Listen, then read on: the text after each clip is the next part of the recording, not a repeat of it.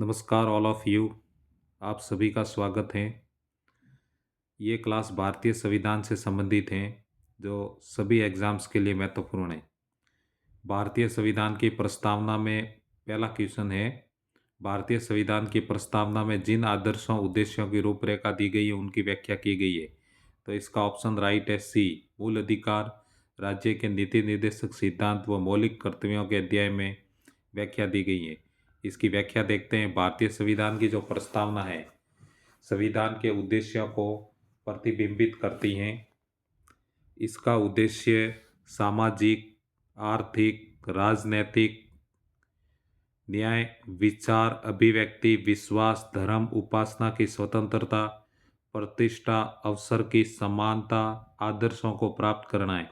प्रस्तावना में जिन आदर्शों उद्देश्यों की रूपरेखा दी गई हैं उनकी व्याख्या संविधान के मूल अधिकार, राज्य के नीति निर्देशक सिद्धांत तथा मौलिक कर्तव्यों के संबंधी अध्याय में की गई है। क्वेश्चन नंबर 2, भारतीय संविधान का कौन सा भाग संविधान की आत्मा कहलाता है? तो इसका आंसर है उद्देशिका। संविधान की उद्देशिका को भारतीय संविधान की आत्मा कहा जाता है। के.एम. मुंशी ने उद्देशिका को राजनीतिक जन्मपंत्री के नाम से संबोधित किया है। क्वेश्चन नंबर 3 है, भारतीय गणतंत्र की 26 जनवरी 1950 को संवैधानिक वस्तु स्थिति क्या थी जब संविधान लागू किया गया था? तो इसका ऑप्शन सी राइट है, संपूर्ण प्रभुत्व संपन्न लोकतंत्रात्मक गणराज्य। 26 जनवरी 1950 को भारतीय गणतंत्र की संवैधानिक वस्तु स्थिति भारतीय संविधान की उद्देशिका के अनुसार संपूर्ण प्रभुत्व संपन्न लोकतंत्रात्मक गणराज्य की थी।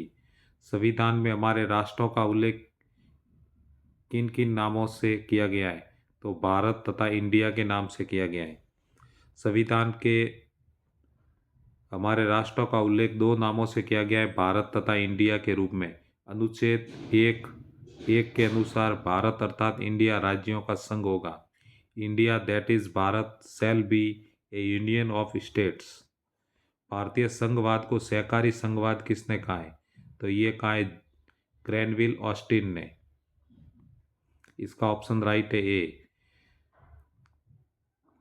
ग्रैनविल ऑस्टिन एक अमेरिकी इतिहासकार थे। इन्होंने भारतीय संघवाद को सहकारी संघवाद कहा है। केसी वियर के अनुसार भारतीय संविधान एक अर्ध परिसंघीय संविधान है। भारतीय संविधान में उद्देशिका का विचार संयुक्त राज्य अमेरिका के संविधान तथा इसकी भाषा ऑस्ट्रेलिया के संविधान से ली गई है। क्वेश्चन नंबर अगला क्वेश्चन है क्वेश्चन नंबर 6, हम भारत के लोग शब्दों का प्रयोग संविधान में कहाँ किया गया है? तो संविधान की प्रस्तावना में किया गया है। भारतीय संविधान की प्रस्तावना का प्रारंभ भारत के लोग शब्दों से प्रारंभ होता है। इसका अर्थ है संविधान का मूल स्रोत भारत की जनता है तथा शक्तियों का केंद्र बिंदु व बाह्य सत्ता इसके अधीन है। 7वां क्वेश्चन है, निम्नलिखित शब्दों में कौन सा शब्द सन 1975 में भारतीय संविधान की प्रस्तावना में शामिल नहीं था? तो अखंडता शामिल नहीं था। भारतीय संविधान की जो प्रस्तावना है उसमें समाजवादी, पंथ निरपेक्ष, अखंडता शब्दों को 42वें संविधान संशोधन 1976 के द्वारा जोड़ा गया। इसके द्वारा भारतीय संविधान में व्यापक परिवर्तन किया गया। इस संशोधन में 2 नए अध्याय 4 क, 14 क और 9 नए अनुच्छेद जोड़े गए तथा 52 अनुच्छेद में संशोधन किया गया। सभी व्यक्ति पूर्णतः और समान रूप में मानव है, ये सिद्धांत किस नाम से जाना जाता है? तो ये इसका ऑप्शन ए राइट है, सार्वभौमिकता।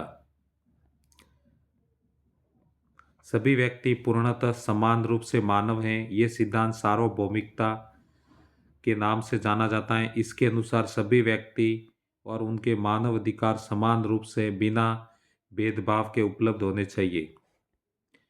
भारत के संदर्भ में निम्न में से कौन पंथ निरपेक्ष शब्द का सही भाव व्यक्त करता है?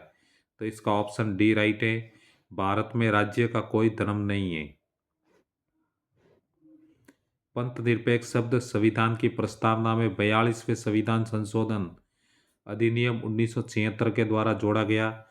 पंथ निरपेक्ष से तात्पर्य ऐसे राज्य से जो किसी धर्म विशेष राज्य धर्म के रूप में मान्यता नहीं देता, बल्कि वह सभी धर्मों को तटस्थ भाव से समान संरक्षण प्रदान करता है। पंथ निरपेक्ष राज्य में धर्म व्यक्तिगत विषय माना गया है।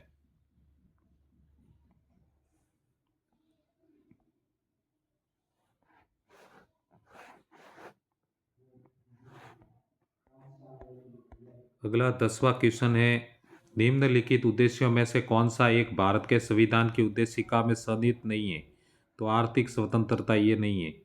सभी नागरिकों को सामाजिक, आर्थिक, राजनीतिक न्याय के साथ साथ विचार, अभिव्यक्ति, विश्वास, धर्म, उपासना की स्वतंत्रता का लक्ष्य रखा गया है। भारतीय संविधान की उद्देशिका में आर्थिक स्वतंत्रता नहीं बल्कि आर्थिक न्याय की बात की गई है। 11वां क्वेश्चन है, 11वां क्वेश्चन है, निम्नलिखित विवादों में से किसमें सर्वोच्च न्यायालय ने प्रस्तावना को भारतीय संविधान मौलिक संरचना का अंग स्वीकार किया था? तो ये केशवानंद भारती विवाद में स्वीकार किया था। वर्ष 1960 में बेरूबारी संघ मामले में ये प्रश्न उठाया गया कि प्रस्तावना संविधान का भाग है या नहीं। तब सर्वोच्च न्यायालय ने निर्णय दिया कि प्रस्तावना संविधान का अंग नहीं है, लेकिन सर्वोच्च न्यायालय ने यह निर्णय दिया कि केशवानंद भारती बनाम केरल राज्य 1973 में बदल दिया और कहा कि प्रस्तावना संविधान का भाग है, इसमें संशोधन हो सकता है, लेकिन संसद संविधान के मूल ढांचे यानी बेसिक स्ट्रक्चर का उल्लंघन किए बिना ही संशोधन कर सकती है। भारतीय जीवन बीमा निगम मामले में भी सर्वोच्च न्यायालय ने प्रस्तावना संविधान का अंग है। अगला क्वेश्चन है 12वां क्वेश्चन, निम्नलिखित कथनों पर विचार कीजिए। उपयुक्त कथन में से कौन सा सत्य है? भारत में लोकतांत्रिक राज्य व्यवस्था है, सही कथन है। भारत एक प्रभुता संपन्न राज्य है, सही कथन है। भारत में लोकतांत्रिक समाज है, यह भी सही कथन है। भारत एक कल्याणकारी राज्य है, तो इसका ऑप्शन डी होगा। इसका ऑप्शन सही है 1 2 3 4, ऑप्शन डी। भारतीय संविधान की प्रस्तावना में भारत एक प्रभुत्व संपन्न समाजवादी पंथ निरपेक्ष लोकतांत्रिक गणराज्य बनाने की परिकल्पना की गई है, जबकि भारत एक कल्याणकारी राज्य बनाने की भावना संविधान के भाग 4 के अंतर्गत राज्य के नीति निर्देशक तत्वों में शामिल है।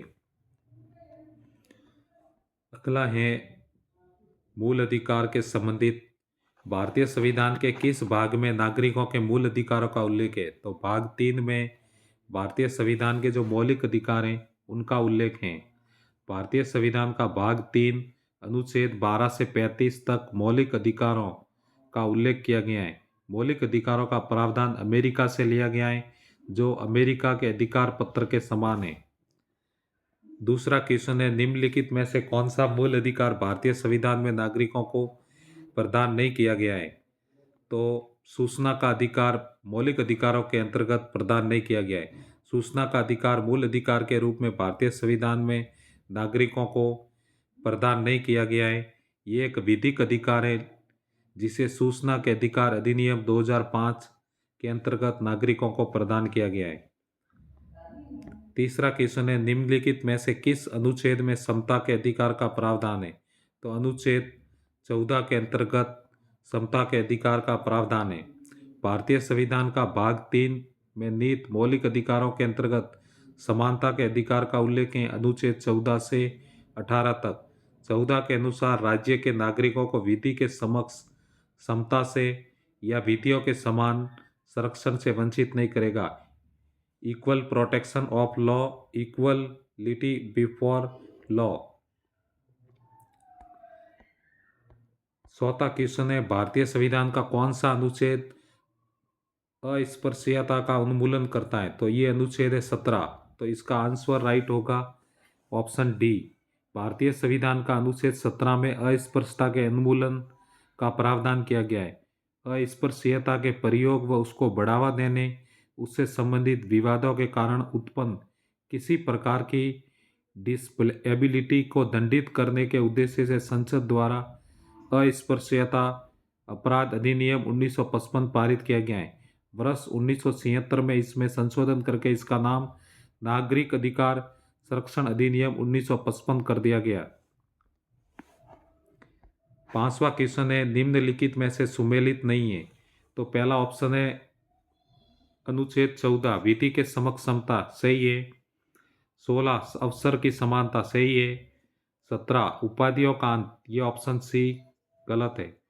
उपाधियों का अंत अनुच्छेद 18 में दिया गया है। सैन्य उपाधियों की अनुमति भारतीय संविधान के अनुच्छेद 17 में अस्पृश्यता का अंत का प्रावधान किया गया है, जबकि अनुच्छेद 18 में उपाधियों का अंत उपबंध किया गया। ये अनुच्छेद राज्य का सैनिक और अकादमिक क्षेत्रों को छोड़कर किसी भी अन्य प्रकार की उपाधि प्रदान किए जाने को प्रतिबंधित करता है।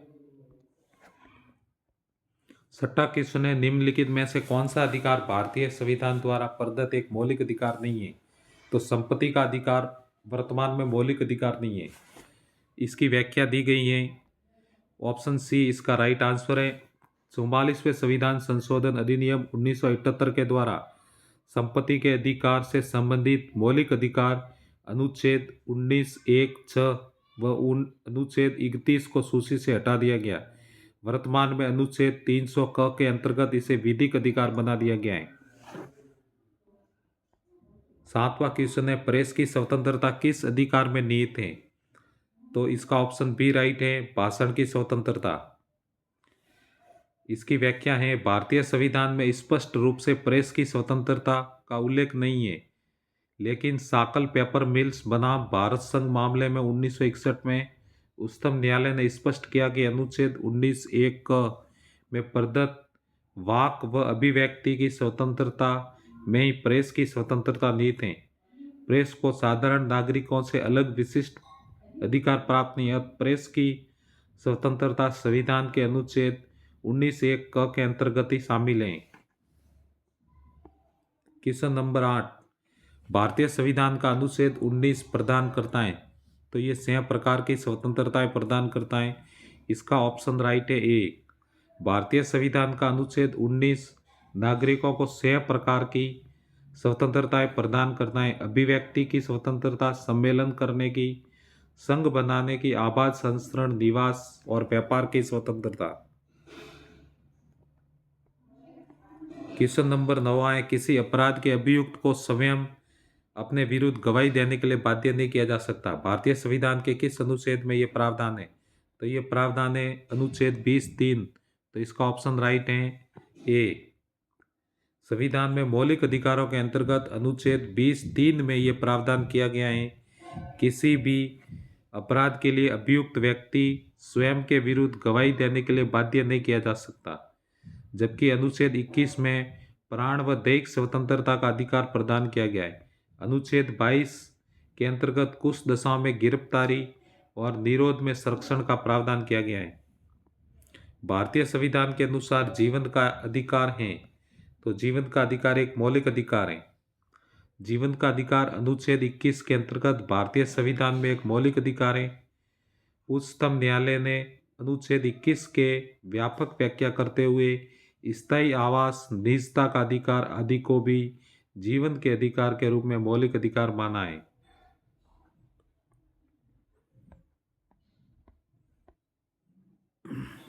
ग्यारहवां क्वेश्चन है 6 से 14 वर्ष की आयु के सभी बच्चों को शिक्षा का अधिकार है।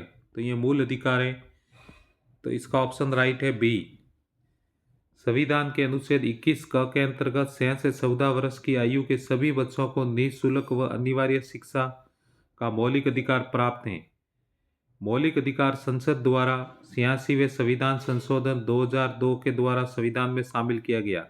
इस लक्ष्य की प्राप्ति हेतु संसद द्वारा शिक्षा का अधिकार अधिनियम 2009 पारित किया गया। इसे लागू किया गया 1 अप्रैल 2010 से। 12वां क्वेश्चन है मूल अधिकारों के अंतर्गत कौन सा अनुच्छेद बालकों के नियोजन से प्रत्यक्ष रूप से संबंधित है।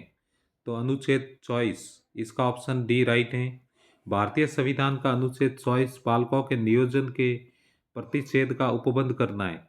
इसके अनुसार 14 वर्ष से कम आयु के बच्चों को कारखाने या खानों या अन्य किसी जोखिम युक्त कार्यों में शामिल नहीं किया जा सकता।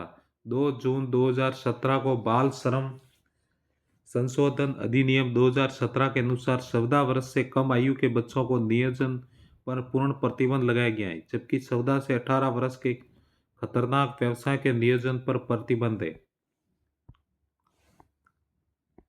13वां क्वेश्चन है, किसी धर्म विशेष के संवर्धन के लिए करों के भुगतान की अनिवार्यता से मुक्ति की गारंटी दी गई है। तो ये अनुच्छेद 27 के द्वारा दी गई है। तो इसका ऑप्शन राइट है सी। संविधान के अनुच्छेद 27 के अंतर्गत किसी ऐसे कर को व्यक्ति को देने के लिए बाध्य नहीं करेगा जो किसी धर्म या धार्मिक संप्रदाय की उन्नति में खर्च किया जाना हो, किंतु राज्य कोई भी धार्मिक सुविधा देने के लिए शुल्क आरोपित कर सकता है। 14वां क्वेश्चन है, रिक्त स्थान की पूर्ति करो। तो अधिकार और कर्तव्य को अनुदेशित करते हैं। संविधान और विधि द्वारा अधिकारों को सीमा में हमें अपने कर्तव्यों का पालन करना होता है। अतः अधिकार और कर्तव्यों को अनुदेशित करते हैं। मूल अधिकार से संबंधित विवाद निम्नलिखित में से कौन सा है? गोलकनाथ बनाम पंजाब राज्य। तो इसका ऑप्शन ए राइट है। गोलकनाथ बनाम पंजाब राज्य विवाद 1967 मूल अधिकारों से संबंधित है। इसमें सर्वोच्च न्यायालय ने निर्णय दिया कि संसद मौलिक अधिकारों में संशोधन नहीं कर सकती। केशवानंद भारती बनाम केरल राज्य विवाद में सर्वोच्च न्यायालय ने कहा कि संसद मूल ढांचे का उल्लंघन किए बिना मौलिक अधिकारों में संशोधन कर सकती है। 16वां क्वेश्चन है, निम्नलिखित में से कौन सा मूल अधिकार विदेशी नागरिकों को प्राप्त नहीं है? तो अभिव्यक्ति की स्वतंत्रता का जो अधिकार है वो विदेशी नागरिकों को प्राप्त नहीं है। भारत के संविधान में मूल अधिकारों को भी